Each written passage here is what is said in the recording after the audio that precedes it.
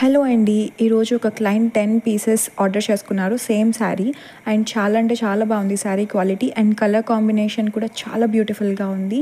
Ever green combination అండి, red and white. ఇది మనకి బెంగాలీ శారీస్ టైప్. అండ్ ఇంకా మనం శారీ దగ్గరికి వస్తే ఇది పళ్ళు అండి.